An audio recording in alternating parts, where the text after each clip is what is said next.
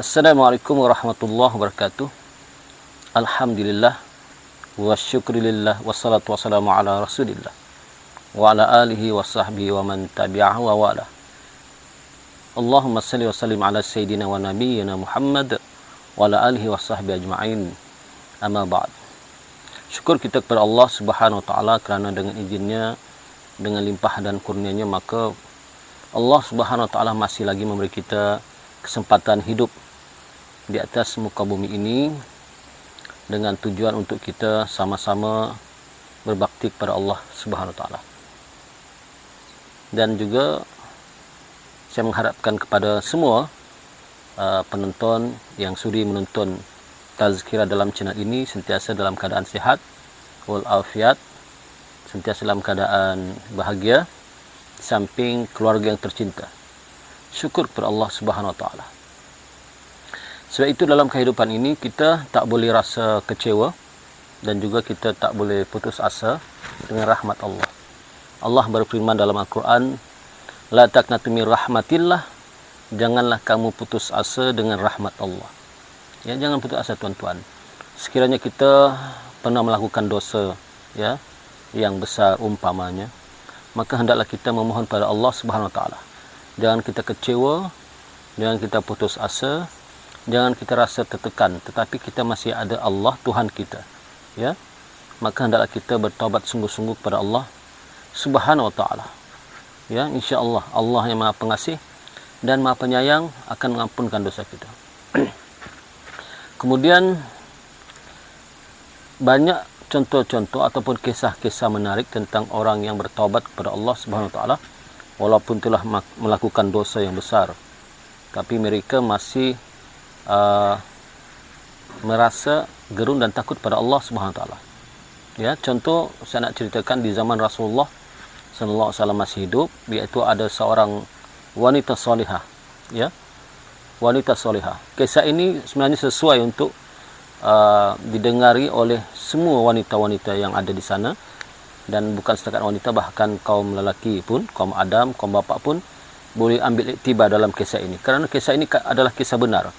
Hadis yang diriwayatkan oleh Imam Muslim, ya, panjang ceritanya. Saya nak terus kepada cerita, iaitu kisah seorang wanita di zaman Rasulullah SAW, ya, yang mana di zaman Rasulullah dulu, ya, di zaman Rasulullah masih hidup, para sahabat itu adalah di antara hamba-hamba Allah yang sangat takut kepada Allah, ya. Takut pada Allah bukan setakat takut ketika nampak suasana takut pada diri ketika ramai, tetapi ketika bersendirian pun dia takut pada Allah Subhanahu wa taala. Bahkan sekiranya melakukan dosa, cepat-cepat insaf dan cepat-cepat memohon ampun pada Allah Subhanahu wa taala. Maka kisahnya ketika Rasulullah sallallahu alaihi wasallam duduk-duduk dengan para sahabat, ya, ketika Rasulullah sallallahu alaihi wasallam duduk-duduk dengan para sahabat, ya, biasalah Rasulullah selalu dikelilingi oleh para sahabat, maka datanglah seorang wanita, yang mana Rasulullah ketika itu duduk dalam masjid di Madinah. Maka datanglah seorang wanita. Datang seorang wanita ini dalam keadaan berjalan perlahan, takut, tunduk, ya, datang ke masjid. Maka Rasulullah nampak dan sahabat pun nampak, ya, apa yang berlaku. Akhirnya wanita itu pun menghampiri Rasulullah. Setelah memberi salam, dia kata, wahai Rasulullah, hukumlah saya kerana saya telah melakukan maksiat yang wajib hukuman dilaksanakan kepada saya, dan hukumlah saya dan sucikanlah saya, bersihkanlah saya, ya Rasulullah. Maka mendengar kisah itu, kisah ungkapan daripada seorang wanita itu, maka Rasulullah pun merah mukanya. Disebutkan dalam hadis, merah muka Rasulullah itu seolah-olah, ya, merah sangatlah, merah kerana seperti orang yang dalam keadaan, ya, marah begitu. Tapi Rasulullah tidak menampakkan ataupun tidak berkata sesuatu yang menyebabkan ataupun mengherdik wanita itu, tidak. Rasulullah dengan akhlaknya yang mulia, ya, maka Rasulullah memalingkan mukanya ke kanan sambil seolah-olah kalau boleh apa yang diceritakan oleh wanita ini tidak benarlah, contoh begitu. Tapi akhirnya wanita itu pun ungkapkan pada Rasulullah, ya Rasulullah, aku telah melakukan dosa besar, iaitu dosa aku ini tiada ampunan, lebih besar daripada bumi ini, lebih besar daripada langit dan bumi, lebih banyak daripada pasir di lautan, subhanallah. Maka hukumlah aku dan sucikanlah aku ya Rasulullah. Maka kata Rasulullah, beginilah wahai wanita, engkau baliklah ke rumah dahulu dan engkau lahirkanlah dulu kandunganmu itu. Selepas itu barulah engkau datang padaku semula.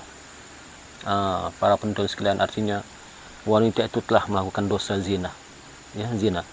Nampak cantiknya dan kuatnya ya akhlak para sahabat zaman dahulu.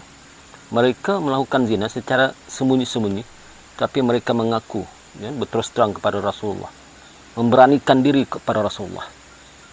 Kalau bandingkan dengan kita ya, iman kita yang lemah ini, subhanallah, apakah kita berani telah melakukan dosa sembunyi-sembunyi, kita berani untuk ya menerangkan dosa kita yang sebenar-benarnya ke pihak agama yang kita telah melakukan dosa? Pasti kita tidak akan berani. Maka wanita ini bila diperintahkan oleh Rasulullah untuk pulang, ya, besarkan dulu kandungan itu. Setelah lahir, barulah datang kembali jumpa Rasulullah. Apa yang berlaku tidaklah merendahkan iman wanita ini. Bahkan imannya semakin hari semakin teguh, semakin kuat. Bukan menyebabkan bila Rasulullah suruh pulang, wanita itu pun hilang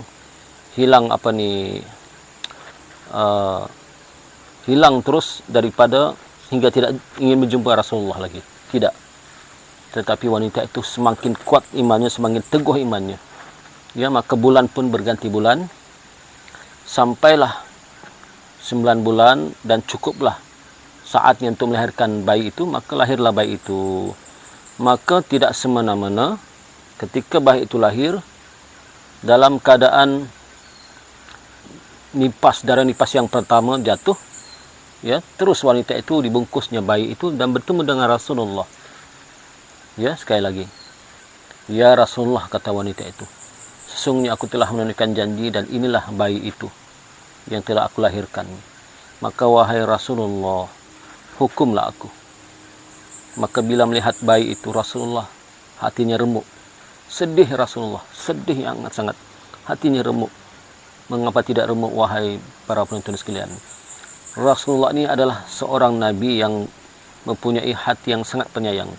Ya, hati yang sangat penyayang bukan setakat pada manusia, kepada haiwan-haiwan pun Rasulullah sangat penyayang. Bukan setakat pada orang muslim, orang kafir pun Rasulullah sayang. Betapalah remuk hati Rasulullah melihat bayi itu dan ibunya. Maka kata Rasulullah, kalaulah ibunya dihukum sekarang, siapakah yang akan menyusui bayi itu? Siapakah yang akan menjaga bayi itu? Maka kata Rasulullah, wahai wanita, pergilah engkau, susuilah bayi itu, jagalah dulu baik-baik bayi itu. Setelah sempurna, barulah engkau datang semula kepadaku. Nampak para penonton sekalian betapa agungnya sifat Rasulullah. Rasulullah tidak terus menghukum.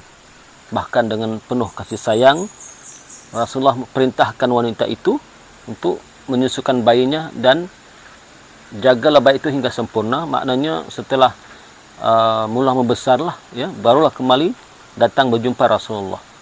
Begitulah sifat Rasulullah, yang mana Rasulullah ini membawa rahmat kepada sekian alam. Rasulullah itu diutuskan untuk memberi rahmat kepada seluruh alam ini. Artinya seluruh alam, segala makhluk yang hidup di atas muka bumi ini. Maka tahun pun berganti tahun, para penonton sekalian. Tahun pun berganti tahun. Apa yang berlaku? Wanita itu bukan lemah imannya, ya, bukan semakin lemah, bahkan semakin kuat dan makin teguh. Ya, setelah bayi itu membesar dan boleh makan sendiri, ya, boleh minum sendiri, lebih kurang 3 atau 4 tahun, datanglah wanita itu membawa bayi itu, membawa kanak-kanak itu bersama dengan roti. Kanak-kanak itu tengah memegang roti.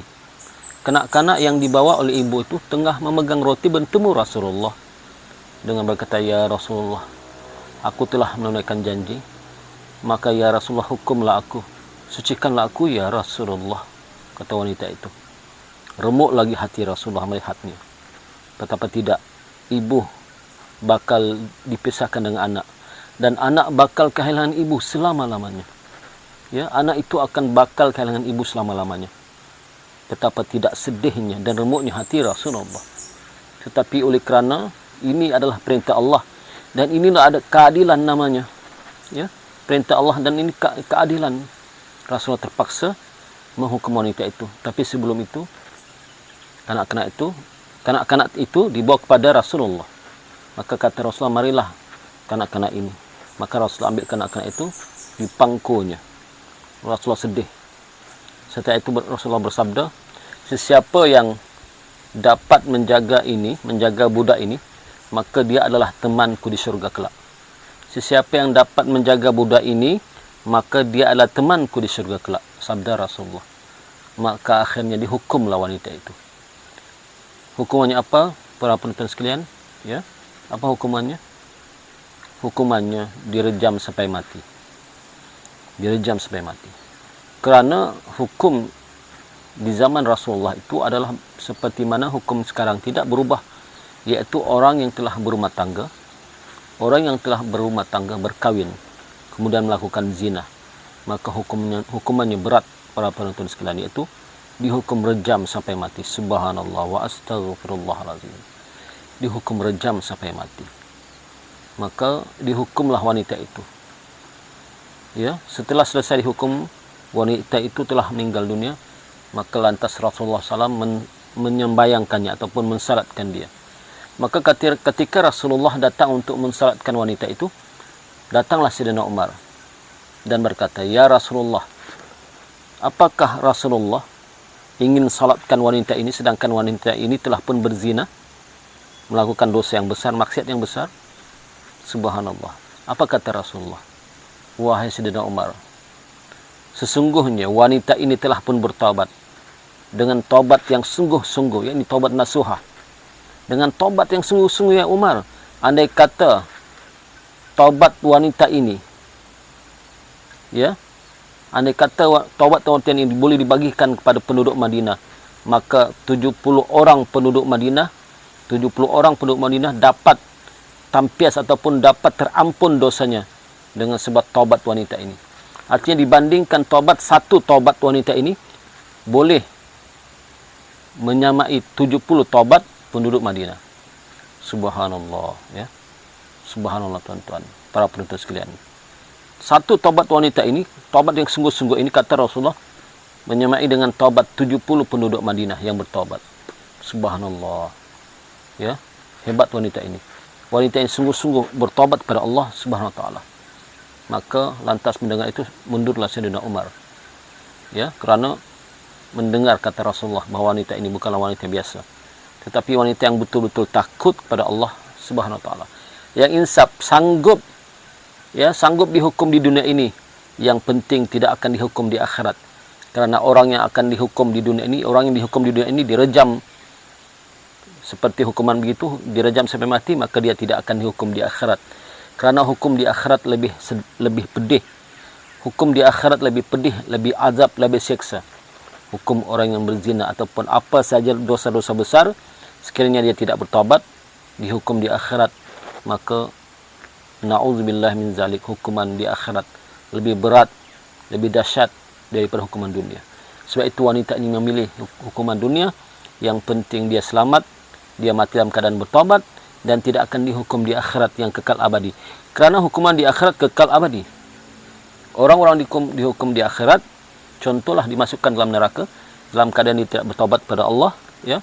Kemudian pula kafir, maka dia dihukum kekal abadi selama-lamanya di dalam jurang api neraka.